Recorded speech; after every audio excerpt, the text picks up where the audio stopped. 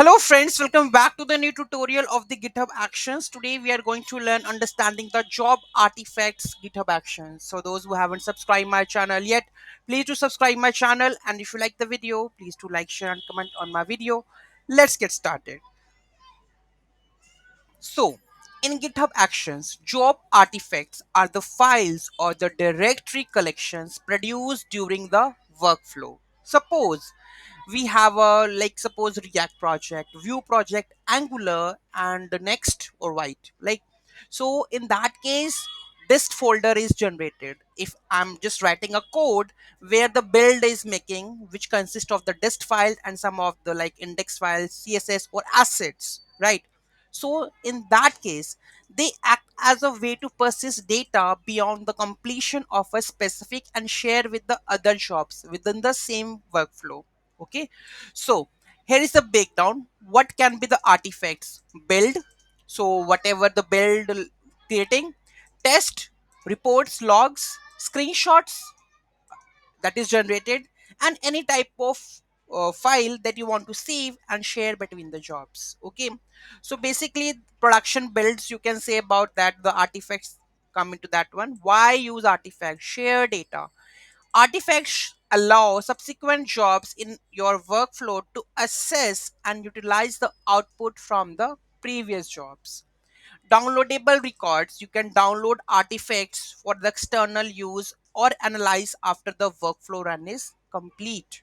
Okay, so basically why use artifacts? Share the data and downloadable records, so you can download also and upload also. Okay, so uploading artifacts and downloading artifacts. So the action upload artifact action is commonly used to upload the artifacts.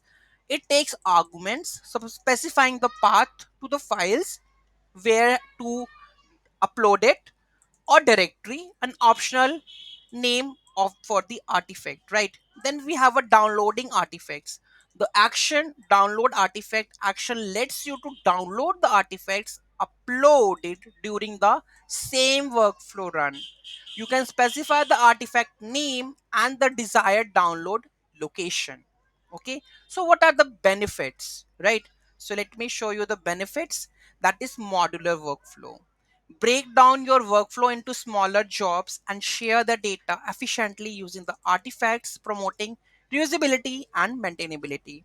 Then persistent data storage. Okay, so artifacts provide a way to save important data from an workflow, run later reference or analysis even after the workflow itself has been finished. Let's remember some of the additional points. Okay, so here are some additional points to consider. Storage and retention. GitHub Actions store artifacts for the default period of 90 days. You can customize this retention period in your workflow configuration. Large artifacts. Uploading a very large artifacts can impact the workflow execution time, considering compressing large data files before uploading to them. Permissions. All jobs within the workflow run have access to the artifacts uploaded during that run.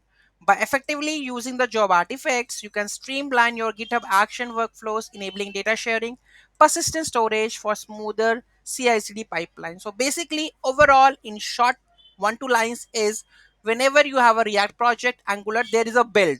Okay, so build is basically the artifacts, the assets that you have. So whenever you try to, like suppose I have written a workflow where I want to make a build and download it or upload it, so this kind of artifact, this is the thing that we are going to learn in the coming series. So how I'm going to just create a React project, create a build and upload it and download it, right? So this is how I'm going to teach you in the next videos.